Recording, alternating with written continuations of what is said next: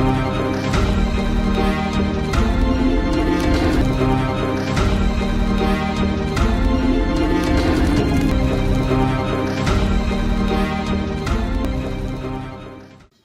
सलाम, आदाब, सत श्री अकाल। मैं हूं आपके साथ आदिल खान और आज हमारी KB9 के एक ख़ास प्रोग्राम में आज हमारी मेहमान हैं तस्नीम खान जी। तस्नीम खान जी के बारे में आपसे कुछ बातें शेयर करना चाहूँगा कि सबसे पहले तो हम बात करेंगे एक समाज सेवी के रूप में तस्नीम खान काफ़ी अग्रिम रही हैं। भोपाल से इन्होंने बचपन से ही अपनी शुरुआत एक स्कूल के तौर पर, एक टीचर के तौर पर की थी, जो कि आज हमारे साथ मौजूद है।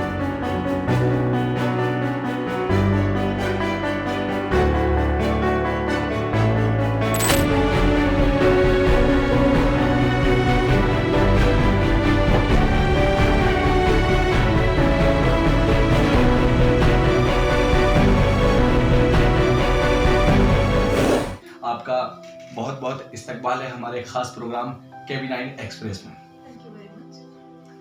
मैम, सबसे पहले मैं आपसे जानना चाहूँगा कि स्कूल की जो हमारी शुरुआत हुई थी, तो सबसे पहले शुरुआत हुई थी जो जर्नी आपने स्टार्ट की थी, उस वक्त में क्या माइंड में था और किसके जरिए और किसके थ्रू इसकी शुरुआत हुई थी, और उससे लेकर अभी तक हम आपसे सफ़र जानना चाहेंगे। मैंने डैफोडिल्स हायर सेकेंडरी स्कूल की शुरुआत 2001 में की थी और मैं इससे पहले ट्यूशन्स लिया करती थी, private tuitions, home to home tuitions लिया करती थी। और वहाँ पे मैंने देखा कि जो बड़े बड़े स्कूलों में पढ़ते हैं बच्चे, उनके लिए तो सारी फैसिलिटीज़ हैं, लेकिन जो मीडियम क्लास के स्कूल्स हैं और जो छोटे स्कूल्स हैं, वहाँ पे एजुकेशन लेवल जो है वो बहुत डाउन है। बड़े स्कूलों में फ़ीस बहुत ज़्यादा है, तो सभी बच्चे फ़ीस अफोर्ड नहीं कर सकते। तो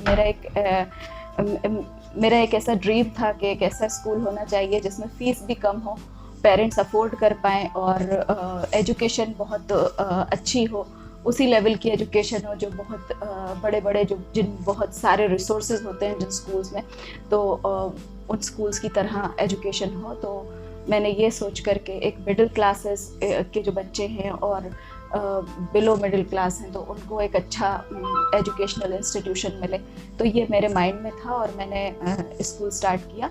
मेरे पास भी रिसोर्सेज बहुत ना के बराबर थे, तो मैंने किराए के 3 कमरे लेकर उनमें स्कूल स्टार्ट किया था। उस वक्त आपकी उम्र लगभग कितनी होगी? मेरी उम्र जब मैंने स्कूल स्टार्ट किया था मैं 24 इयर्स की थी। काफ़ी छोटी एज में ही काफ़ी जी, बड़ा जी, जी। ड्रीम था। तो शुरुआत हुई थी उस वक्त में कोई घर में या फिर पहले हमारे फैमिली में कोई स्कूल वगैरह थी कोई?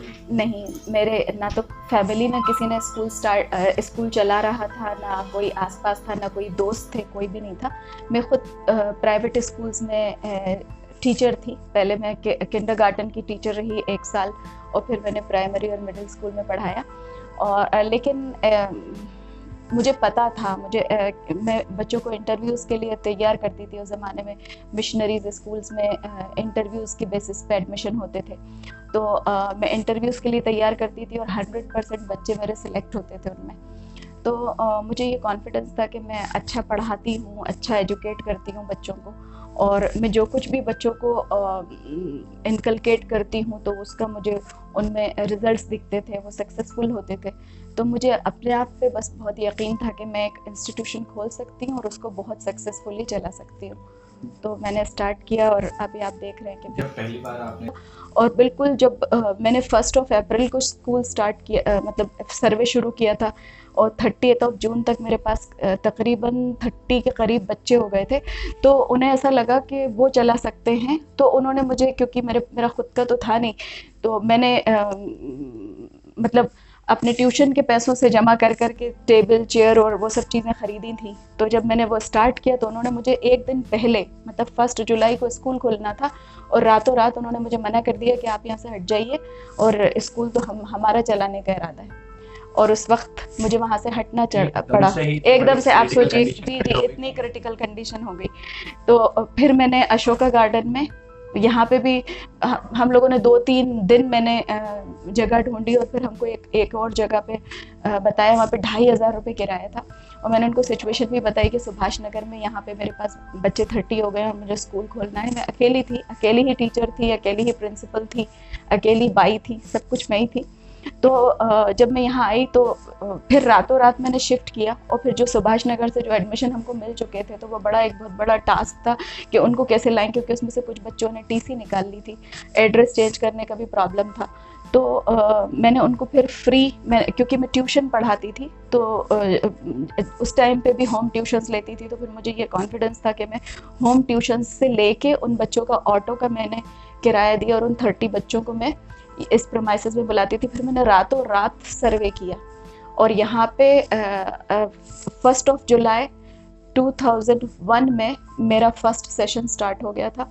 1 हफ्ते के अंदर ही मेरी परफॉर्मेंस इतनी अच्छी रही, मतलब मेरा टीचिंग स्टाइल और जो बच्चों को एक हैप्पी एटमॉस्फेयर में पढ़ाने का और उनको उनमें सारी गुड क्वालिटीज़ इनकलकेट करने का, उनमें मॉरल वैल्यूज़ डालने का, जब पेरेंट्स उससे इम्प्रेस हुए तो उन्हीं की फैमिलीज़ के और आसपास के बच्चे इतने आए कि फर्स्ट ईयर में मेरे पास जुलाई 2001 में 90 बच्चे हो चुके थे उसी महीने इस में। दौर में सिर्फ हाँ आपका ही एक जी वो जी था कि अकेले जी खड़े हुए थे कि स्कूल शिफ्ट करना, और जी उसके जी बाद हाँ हाँ बच्चों का साथ मिला, कहीं ना जी कहीं जी बच्चों का भी साथ मिला कि हाँ बच्चे बिल्कुल। छोड़कर नहीं गए आपको। नहीं, बच्चे मुझे छोड़कर नहीं गए और वो बच्चे कई साल मेरे साथ रहे। अभी क्योंकि 20 साल हो चुके हैं स्कूल को, तो कुछ बच्चे तो मेरे पास से 12th करके अब निकलते हैं। काफ़ी बच्चे जिन्होंने नर्सरी में एडमिशन्स लिए थे वो अभी 12th करके निकल रहे हैं, और उनमें से काफ़ी बच्चे ऐसे हैं जो 12th करने के बाद मेरे पास जॉब भी कर रहे हैं। अच्छा, तो यहीं job भी हाँ, कर रहे हैं। यहीं पे जॉब भी कर रहे हैं। मैं उनको ट्रेन करती हूँ। मिडिल क्लास फैमिलीज़ के जो बच्चे आते हैं, तो मैं सारे ही बच्चों से, मिडिल क्लास हो चाहे अच्छे रिच फैमिलीज से भी बच्चे आते हैं, क्योंकि मेरे स्कूल की पढ़ाई बहुत अच्छी है। भले मेरा इंफ्रास्ट्रक्चर बहुत अच्छा नहीं है, लेकिन पढ़ाई इतनी अच्छी है, हर साल रिजल्ट्स इतने अच्छे आते हैं कि हमारे पास अच्छी रिच फैमिलीज़ के भी बच्चे आते हैं। और मेरे यहाँ मैं बच्चों को सिखाती हूँ कि कैसे डाउन टू अर्थ रहना है, और कैसे सेल्फ डिपेंडेंट बनना है, अपने पेरेंट्स पे भी डिपेंडेंट नहीं रहना है। तो मैं हमेशा बच्चों को इस चीज़ के लिए मोटिवेट करती हूँ कि वो एजुकेशन के साथ साथ स्किल डेवलपमेंट कोर्सेज भी करें। हेल्पर्स के लिए मैं उनको अपॉइंट कर लेती हूँ ताकि वो सीखें और कहीं ना कहीं उनको वो एक्सपीरियंस काम आ जाए। कहीं ना कहीं आप बच्चों को खुद एक आत्मनिर्भर बना रही हैं, क्योंकि बच्चे खुद में खुद यहाँ से ट्यूशन लेने के बाद जो कमजोर हैं, हाँ, उनको आप यहाँ जॉब भी ऑफर कर रही हैं, उसके बाद कहीं ना कहीं वो खुद अपने ऊपर इतना स्टैंड ले सकते हैं कि जो कर रहे हैं आत्मनिर्भर कर रहे हैं। उसके बाद मैम अपना स्कूल जो 12वीं तक अभी आया, एक आपका एनजीओ भी है, एक आपका फाउंडेशन है, उसको लेकर आप क्या कहेंगे कि उसकी शुरुआत कहाँ से हुई थी? जी, 2000 में ही मैंने शुरुआत करी थी। वैसे तो 24 ईयर्स से जब मैंने स्टार्ट किया था होम ट्यूशन्स पढ़ाने, तो घर घर जाके मैंने सिचुएशन देखी थी। सिचुएशन बड़ी मिजरेबल थी। बहुत सारे लोग जो हैं वो छोटे स्कूल की फ़ीस भी अफोर्ड नहीं कर पाते थे, कि जैसे गवर्नमेंट स्कूल भी भेज रहे हैं तो कुछ बच्चे तो चाइल्ड लेबर और इन चीज़ों का शिकार थे। तो मुझे ऐसा लगा कि इनके लिए कुछ करना चाहिए। तो जब है ना, मैं जब होम ट्यूशन्स लेती थी तब भी 50% बच्चों को मैं फ्री पढ़ाती थी उस ज़माने में भी। उस वक्त में जी, जब मेरे घर में खाने पीने की भी प्रॉब्लम थी, तो उस वक्त भी मेरा ये था कि जब मैं घर से निकली और मैंने देखा कि सिचुएशन बहुत ख़राब है, और औरतों का जो विमेन है हमारी सोसाइटी में, उनका स्तर बहुत डाउन था, पढ़ाई के लिहाज से भी और उनकी फाइनेंशियल जो उनका इस्टेब्लिशमेंट होना चाहिए उस हिसाब से भी, और जो सेल्फ डिपेंडेंस होना चाहिए वो भी, तो सेल्फ डिपेंडेंट भी नहीं थी वुमेन। और ये तो हाँ, अभी के दौर में तकरीबन कितने ऐसे बच्चे होंगे जो फीस पे नहीं कर पाते हैं, या उनकी हालत देखें आर्थिक रूप से कमज़ोर है? बहुत सारे, मतलब मेरे पास 50% बच्चे ऐसे हैं जो कि जिनको हम लोग स्कॉलरशिप्स दे के पढ़ाते हैं। किस तरह से आप इन सबको मेंटेन करते हैं? जी, मैं बताती हूँ आपको कि मैंने कई साल तो जैसे मैंने आपको बताया कि मैंने 2015 तक बच्चों को हाफ फीस में भी पढ़ाया, कई सारे फ्री भी पढ़ाए। जितने ऑर्फन्स आते थे उनको मैं जब भी फ्री पढ़ाती थी। फिर मैंने अपने एनजीओ से डोनेशंस के लिए अपील करना शुरू की, और लोगों को बताया कि मेरे पास इतने बच्चे जो हैं जो डिप्राइव्ड सोसाइटी से आते हैं, डिप्राइव्ड सेक्शन ऑफ सोसाइटी से आते हैं, कुछ बिलो पॉवर्टी लाइन से आते हैं। और लेकिन उसके लिए एक मुश्किल ये थी कि अगर मैं पब्लिकली बताती हूँ तो मेरे पास रिच फैमिलीज़ के बच्चों को नहीं भेजेंगे, क्योंकि रिच फैमिलीज़ के जो पेरेंट्स होते हैं उनको बड़ी फ़िक्र होती है कि हमारे बच्चे उनमें नहीं बैठे, ताकि कहीं ऐसा नहीं वो उनकी बातें उनकी तरह सीख जाएं या कुछ। तो एक मुश्किल था सोशियो इकोनॉमिक बैकग्राउंड को मेंटेन करना। तो सब पर छुपाते मैंने किया, और मैंने डोनेशन अपील की तो उससे मुझे काफ़ी डोनर्स ने सपोर्ट किया। उसमें मेरे फैमिली के भी थे और बाहर के भी थे, दोस्त भी थे मेरे। कुछ रिश्तेदार अमेरिका वगैरह में रहते हैं, तो उन लोगों को भी बोला, रिश्तेदार और दोस्त, तो सब ने मदद की। हाँ, फैमिली मेम्बर्स ने भी, और मेरे कुछ पहचान के लोग, फ्रेंड्स हैं, कुछ अदर डोनर्स भी हैं, तो उनसे हमने डोनेशंस लेके और बच्चों को स्कॉलरशिप्स देना शुरू किए 2015 से। तो 2015 से अभी तक तो हम स्कॉलरशिप से ही 50% हमारे बच्चों को हम एजुकेट करते हैं। और मगर उससे पहले जब हमारे पास नहीं भी होते थे तो मैं खुद ही फ्री ही पढ़ाया करती थी उनको, ऐसा नहीं था कि नहीं है तो और अभी भी काफ़ी बच्चे मेरे खुद के स्कॉलरशिप से भी पढ़ते हैं। जब से आपने एनजीओ की शुरुआत की है और आप लोगों को काफ़ी लंबे वक्त से ग्रोसरी वगैरह और घर की जो राशन की सामग्री होती है और आर्थिक रूप से भी काफ़ी हम लोगों ने बात की है, तो आप उनको सहयोग करें, तो किस तरह के लोगों का सामना हुआ आपसे कि जो उनके हालात आपके सामने आए और आपने उनकी ज़रूरतों को पूरा किया है? जी, जब मैं क्योंकि मैंने अभी आपको बताया कि मैंने जब स्कूल स्टार्ट किया था मैं 24 इयर्स की थी, मेरी शादी बहुत जल्दी हो गई थी और 12th क्लास के बाद ही शादी हो गई थी, एजुकेशन नहीं हो पाई थी।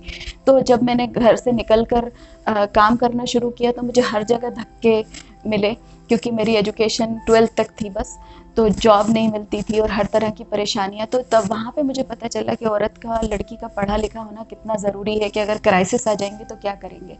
तो मैं क्योंकि 6th स्टैंडर्ड में जब पढ़ा करती थी, जब से ही मैं ट्यूशन पढ़ाती थी, तो मेरे पास एक एक्सपीरियंस था, वो एक स्किल समझ लें, तो वो उससे मैंने कमाया और अपना घर चलाया। तो तब से वो एक चीज़ थी कि मुझे औरतों को हाँ, उनको पढ़ाना है, उनको अगर पढ़ाई नहीं कर सकती तो उनको कोई भी स्किल सिखानी है और उनको सेल्फ डिपेंडेंट बनाना है।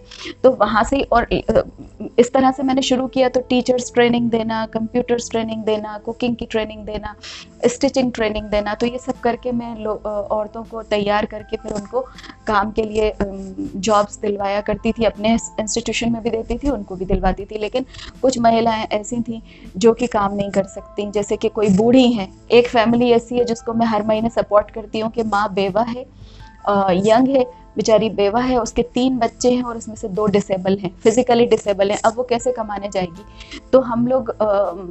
तो हम उसको मंथली राशन देने लगे। ऐसे करके मंथली राशन हम कई सालों से देते आ रहे हैं। मतलब महीने का राशन ऐसी औरतों को जिनके जो कमाने नहीं जा सकती किसी ना किसी वजह से, कि या तो घर में कोई हस्बैंड फिजिकली डिसेबल हो गए हैं, या बहुत बीमार हैं, कैंसर पेशेंट हैं, या फिर ज़्यादा उम्र की औरत है, या फिर बच्चों ने छोड़ दिया है, या कुछ भी। तो इस तरह की सिचुएशन की जो विमेन है उनके लिए हम काम कर रहे थे, उनको हम राशन लगातार दे ही रहे थे।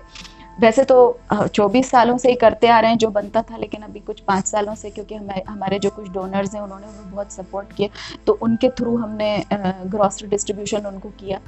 तो इसी सिलसिले में जब कोविड का पूरी दुनिया में पता चल रहा था, न्यूज़ आने लगी थी कि लॉकडाउन हो सकता है, तो मैंने 16 मार्च से, क्योंकि हम तो हर महीने करते ही थे, तो मैंने उस 16 मार्च को ही फिर लॉकडाउन की शुरुआत हुई थी, जी 16 मार्च से फिर मैंने शुरू किया। वो तो क्योंकि ग्रॉसरी डिस्ट्रीब्यूशन तो हम बरसों से करते आ रहे हैं, लेकिन 16 मार्च को जब मुझे लगा कि है ना अभी हमारे कंट्री में भी लॉकडाउन हो सकता है, तो तभी मैंने बहुत सारे राशन के पैकेट्स लेके, हम जिनको हर महीने देते थे उनको तो दिया ही।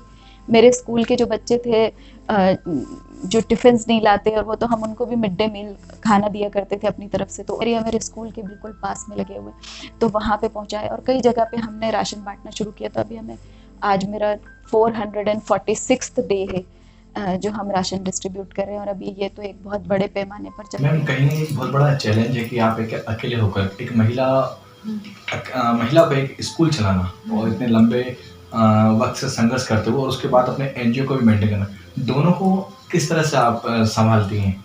किस तरह से दोनों को कहीं न कहीं काफ़ी परेशानियों का सामना करना पड़ता होगा? जी, काफ़ी परेशानियाँ होती हैं, बहुत हर दिन ही एक चैलेंज होता है। मुझे हमेशा लगता रहता है कि अब मेरा स्कूल बंद हो जाएगा, अब नहीं कर पाऊँगी।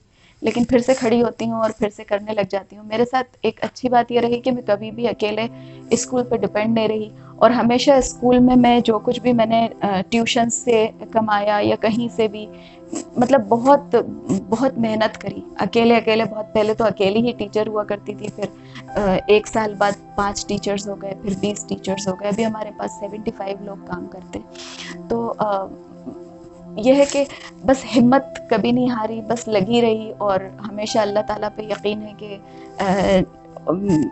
अल्लाह ताला मुझे इस चीज़ से कभी मायूस नहीं होने देगा, क्योंकि मेरे साथ इतने लोग जोड़ दिए अल्लाह ने, तो उनके नसीब भी जुड़ गए, तो उनके नसीबों से मिल जाएगा। भले मेरे नसीब में भी नहीं होगा तो जो लोग साथ में हैं उनके नसीब से मिल जाएगा।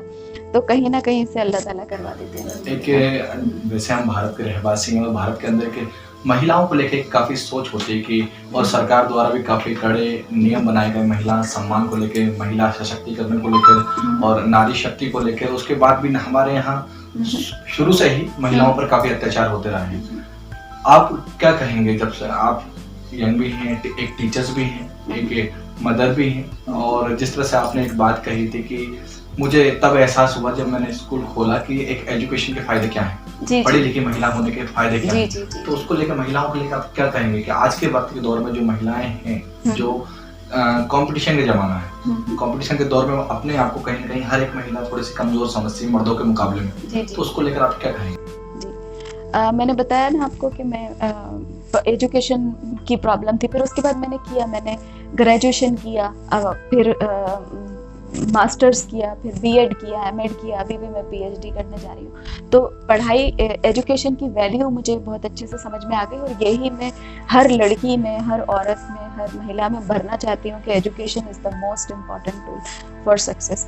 लेकिन एजुकेशन के अलावा भी आपने जैसे कहा कि औरतों के लिए बहुत बड़ा चैलेंज है, हम एक तरफ सशक्तिकरण की बात करते हैं तो लेकिन हर जगह औरत का एक्सप्लॉयटेशन होता है। मेरा भी बहुत बहुत हुआ, मैं हर जगह मतलब अब मैं बता नहीं सकती हूँ, लेकिन है ना बड़ी मुसीबतों का सामना करना पड़ा, हर काम करना बड़ा मुश्किल था। लेकिन अगर महिला एजुकेटेड है और बस हिम्मत नहीं हारे, हाँ एजुकेटेड है, और अगर एजुकेटेड इतने नहीं भी हैं तो किसी भी तरह से कोई एक स्किल आती हो, टेलरिंग आती हो, एम्ब्रॉयडरी आती हो, या फिर एंटरप्रेन्योरशिप को मैं बहुत ज़्यादा प्रमोट करती हूँ। ये तो कोई ना कोई काम धंधे से लगाना, जैसे मेरे स्टिचिंग सेंटर मैंने खोला हुआ है, तो 3 मंथ्स के, 6 मंथ्स के, 9 मंथ्स के मैं कोर्स करवाती हूँ, और फिर जब वो लोग ट्रेन हो जाती हैं महिलाएं, तो फिर उनको किसी को जो भी ट्रेंड हो जाती हैं तो उनको मशीन, हम एक सिलाई मशीन देते हैं गिफ्ट, फिर वो अपने घर से अपना काम शुरू कर सकती हैं। तो अगर महिला सेल्फ डिपेंडेंट है तो फिर कमज़ोर नहीं है। बिल्कुल, हाँ बिल्कुल। इस जर्नी में जो आपका फाउंडेशन है, एनजीओ है, सरकार द्वारा कुछ आपको सुविधाएं या फिर कुछ मदद आर्थिक रूप से की गई है अभी तक? नो, मेरी इंस्टीट्यूशन जो है वो नॉन गवर्नमेंट है, नॉन गवर्नमेंट ऑर्गेनाइजेशन है, और हमने अभी तक कभी कोई अप्लाई भी नहीं किया गवर्नमेंट हेल्प के लिए। तो एनजीओ से आज तक कोई गवर्नमेंट का कोई प्रोजेक्ट या मैंने ये कुछ अभी तक नहीं लिया है। लेकिन आगे चल के कोई आपकी इसको लेकर कोई प्लानिंग है कि किस इस तरह पर हमें लेके जाना, और जिस तरह से आप लोगों की मदद कर रही हैं, तो काफ़ी लोगों को ऐसे लोग आते होंगे, तब आपको एहसास होता होगा कहीं ना कहीं हम इसको और बढ़ाएं और आगे तक कहीं ना कहीं इसके भविष्य के बारे में सोचें। ज़रूरत तो बहुत बड़ी है। अभी लॉकडाउन में ही हमने देखा, हम लोग लाखों फैमिलीज़ को हर महीने खाने का हम इंतज़ाम कर रहे हैं, ग्रॉसरी बांटते हैं, पका हुआ खाना भी बांटते हैं, ग्रॉसरी भी बांटते हैं, अभी दवाइयों से भी हम हेल्प कर रहे हैं। और हमें और ज़रूरत इतनी है कि दिन भर फ़ोन्स आते हैं, दिन भर लोगों की लाइन लगी हुई है, परेशानियाँ बहुत हैं। फ्यूचर में सोचती हूँ कि अगर कोई गवर्नमेंट के अच्छे प्रोजेक्ट्स होंगे, प्रोग्राम्स होंगे, तो ज़रूर करने की कोशिश करूँगी।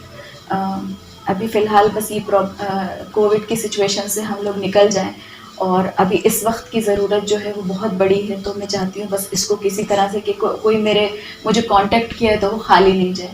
और वैसे तो बहुत सारे ऑर्गेनाइजेशंस कर रहे हैं काम, लेकिन सरकार भी कर रही है अपनी जगह पे, और ऑर्गेनाइजेशंस भी कर रहे हैं, हम भी पूरी कोशिश कर रहे हैं इस आपदा से निकल जाएं। इसके बाद बिल्कुल पूरी कोशिश रहेगी कि कोई भी प्रोजेक्ट्स मिलते हैं तो ज़रूर करेंगे।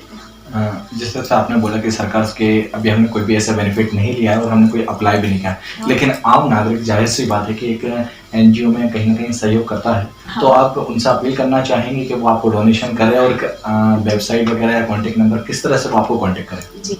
अ, अभी भी डोनेशंस से काफ़ी हेल्प हो रही है। हम लोग बराबर जिन लोगों को हम जानते हैं उनको तो हम अपील कर ही देते हैं कि हमें कुछ डोनेशंस दीजिए, जिससे हम गरीब लोगों को राशन और दवाइयाँ पहुंचा सकें, क्योंकि ज़रूरत बहुत बड़ी है, बहुत परेशानी है लोगों को। अभी भी मैं आप लोगों से सारी जनता से अपील करना चाहूँगी कि आप एक 1,000 रुपये का खाना तो एक टाइम पे रेस्टोरेंट में जाकर खा लेते हैं, और उस 1,000 रुपये में एक पूरी फैमिली खाना खा लेती है महीना भर। तो प्लीज़ डोनेशन कीजिए, हमारी वेबसाइट पे जाइए, वेबसाइट पे बैंक अकाउंट डिटेल्स हैं, तो और उसमें पेमेंट मोड्स के भी दी हुई हैं, तो प्लीज़ आई रिक्वेस्ट कि आप उस पेमेंट गेटवे से डोनेशन कीजिए। और मेरा जो नंबर है 9691826769, तो उस पे भी आप पेटीएम कर सकते हैं। तो 1,000 रुपीज़ में ही हम लोग बहुत अच्छा पैकेट बन जाता है ग्रॉसरी का, जिसमें 10 किलो आटा होता है, 3 किलो चावल होते हैं, 1-1 किलो दालें होती हैं, 2 किलो शक्कर उसमें होती है, और वेजिटेबल ऑयल होता है। तो मतलब एक देखिए महीने का इतना बड़ा, sufficient हाँ पूरा एक बिल्कुल, राशन अगर होता है। 2 से 3 लोग हैं तो इतना राशन सफिशिएंट होता है, और जिस फैमिली में ज़्यादा लोग होते हैं तो फिर हम 2 से 3 पैकेट्स भी दे देते हैं। अभी तक तो हम बहुत बड़े-बड़े पैकेट्स भी दे रहे थे, लेकिन जैसे-जैसे हमारे पास फंड्स होते हैं तो कभी पैकेट छोटा हो जाता है, उस छोटे पैकेट में कभी हमें ऑयल कम करना पड़ता है, कभी हमारे पास फंड्स सफिशिएंट होते हैं तो हम वेजिटेबल ऑयल भी डाल देते हैं, दूसरी चीज़ें भी मसाले भी इन्वॉल्व उसमें वक्ती तौर पे इंक्लूड कर देखते हुए देते हैं। कि हाँ, हाँ, जैसे-जैसे फंड्स होते हैं उस हिसाब से हम पैकेट्स बना कहीं ना देते कहीं हैं। फंड के ऊपर भी डिपेंड है कि जाहिर सी हाँ। बात है जितना फंड आएगा उतना जी, लोगों जी, की जितना मदद कर फंड्स सकें। होते हैं हमारे पास उस हिसाब से करते हैं। और हम मेरी डोनेशन के लिए मैं सभी से यही अपील करना चाहूँगी, अभी आपने देखा होगा कितने लोगों के पास बहुत-बहुत पैसा था, लेकिन वो कोविड का शिकार हो गए। बिल्कुल। वो उनको बेस्ट ट्रीटमेंट कर सकते थे, लेकिन फिर भी जानों से चले गए। तो हम इस दुनिया में ही सब कुछ रह गया, तो उसको यूज़ कर लें, गरीबों के वेलफेयर में लगा दें, लोगों को खाना खिला दें। क्या पता कब किसका वक्त आ जाएगा, मैं ही आज हूँ, पता नहीं कल रहूँगी नहीं रहूँगी, लेकिन अभी भी मेरी नीयत ये रहती है कि जो है वो तो बिल्कुल हम कर दें। अभी भी मैं अपने नहीं होते फंड्स तो अपने ही पर्सनल अकाउंट से ही सब कुछ करती रहती हूँ, अपनी पर्सनल फंडिंग लोगों से, अपने रिश्तेदारों से मांगती रहती हूँ। मुझे मांगने में बुरा नहीं लगता, क्योंकि उसमें मुझे लगता है किसी का भला हो रहा है, तो किसी का भला करने के लिए अगर मुझे मांगना भी पड़े तो आई डोंट फील शाय। चलिए, बहुत बहुत शुक्रिया हमारे साथ जुड़ने के लिए और इतनी बात हमसे शेयर करने के लिए। तो आपने देखा दोस्तों कि हमारे साथ तस्नीम खान जी मौजूद थे और इन्होंने एक अपने लंबे संघर्ष के बारे में हमसे सारी बातें शेयर की।